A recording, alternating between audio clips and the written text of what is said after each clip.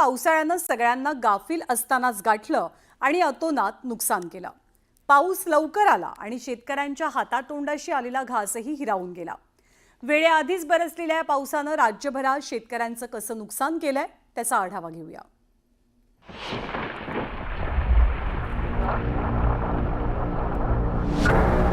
नुकसानीनं बळीराजा बेहाल।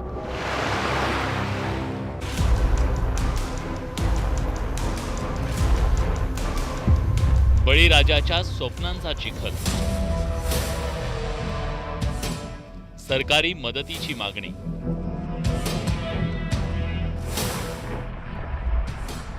मान्सूनचं राज्यात वेळेआधीच दणक्यात आगमन झालं।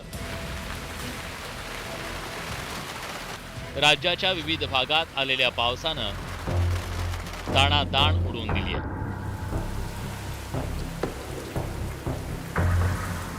अचानक आलेल्या पावसानं बळीराजाच्या हातातोंडाशी आलेला घास हिरावला गेला।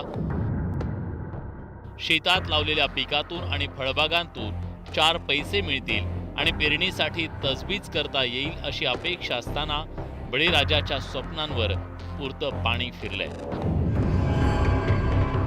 लासलगाव येवला भागात झालेल्या पावसानं काढणीला आलेल्या शेकडो एकरवरच्या कांदा पिकाचा अक्षरशः चिखल झाला। पुढे करायचं काय आणि याच्यातून सावरायचं कसं, जगायचं कसं हा प्रश्न हताश आणि निराश झालेल्या शेतकऱ्यांना पडलाय। कांद्याची परिस्थिती आता तुम्ही बघितली तर कांद्यामधून पाणी चालू आहे आता सध्या। याच्यातून कोणत्याही प्रकारचं उत्पन्न आम्हाला मिळण्याची अपेक्षा अजिबातच नाही। आणि शिवाय परिस्थिती अशी निर्माण झाली आहे की आता नवीन जे पीक उभं करायचंय त्याच्यासाठी आमच्याकडे कोणत्याही प्रकारचं भांडवल नाही। बाहेरून कर्ज काढून उळे घेतले, ते टाकले, लावले। आज जवळजवळ 10-15 हजार रुपये एकर लावणीचा खर्च आला आम्हाला। त्याच्यात आमचे कीटकनाशक मारले, त्याचा कितीतरी खर्च आला समजा। आणि मग आता काढायला आले कांदे तर त्याच्यामध्ये निसर्गाच्या हानीमुळे आमचं नुकसान झालं। धाराशिवच्या कळंब तालुक्यातील पिकांचं आणि फळबागांचं असंच मोठ्या प्रमाणात नुकसान झालं। टरबूजाच्या बागेत पूर्ण पाणीच पाणी झालं। पावसामुळे चिखलात खराब झालेले टरबूज फेकून देण्याची वेळ बळीराजावर आली। मार्च मध्ये लागवड केली ती, 2,70,000 रुपयाला खर्च आलेला आहे। पण आता तेवढं सुद्धा खर्च निघू शकत नाही। आता पुढली पेरणी कशी करायची हीच आम्हाला पंचायत पडली। आता नेमकं काय करू शकतो आपण? आता पहिलेच कर्ज काढून आपण हे केलेलं आहे, कारण की 10 पैसे काहीतरी राहते म्हणून। पण त्यात सगळ्यात नुकसान भरपूर झालेलं आहे। व्याकुळ झालेला आहे शेतकऱ्याला। आता काही सुचना गेलं की नेमकं काय करावं या निसर्गापुढं।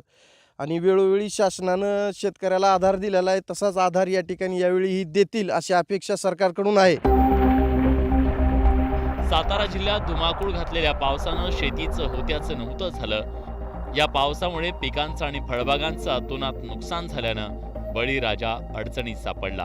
हा 1 महिना लावून झालेला आहे आणि ज्यावेळी तोडणीच्या भरात आला त्यावेळी पूर्ण प्लॉट गेलेला आहे। जे घातलेला खर्च सुद्धा 1,00,000-1.5 लाख खर्च घातलेला सुद्धा निघणार नाही। पूर्ण प्लॉट सगळा सुकायला लागलेला आहे आणि पूर्ण प्लॉटचंही झालेलं आहे।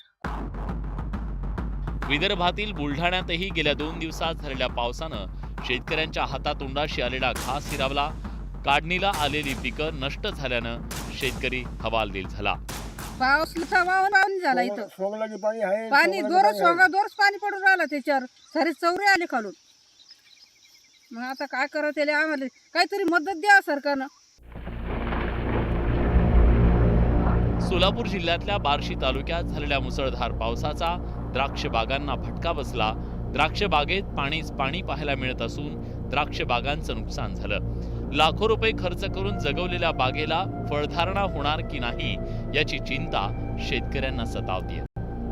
राज्यात हजारो हेक्टर शेतीचं पावसानं नुकसान झालं, त्यामुळे शेतकऱ्यांच्या डोळ्यात आसवं दाटलीये।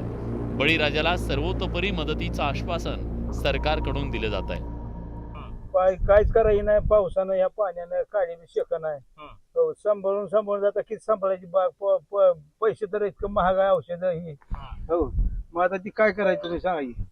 मग आता हे जी नुकसान आहे त्याची नुकसान काय तर सरकारनं विचार करावा। या सर्व नुकसानग्रस्तांना शेतकऱ्यांना केंद्र शासनाच्या आपत्ती व्यवस्थापन विभागाच्या जे काही मदतीच्या नॉर्म्स आहे आणि राज्याचे जे मदतीचे नॉर्म्स आहेत त्याप्रमाणे तातडीने माननीय मुख्यमंत्र्यांनी आदेशित केला आहे सर्व कलेक्टर आणि सर्व विभागाला की नुकसान भरपाई तातडीने द्यावी. मुसळधार पावसामुळे बळीराजाची स्वप्न वाहून गेली आहेत. या बळीराजावर सरकारी पातळीवर केवळ आश्वासनांचा पाऊस पडू नये तर सरकारकडून तात्काळ मदतीचा हात मिळावा अशीच सर्वसामान्य बळीराजाची अपेक्षा आहे. Bureau report, news 18 Lokmat.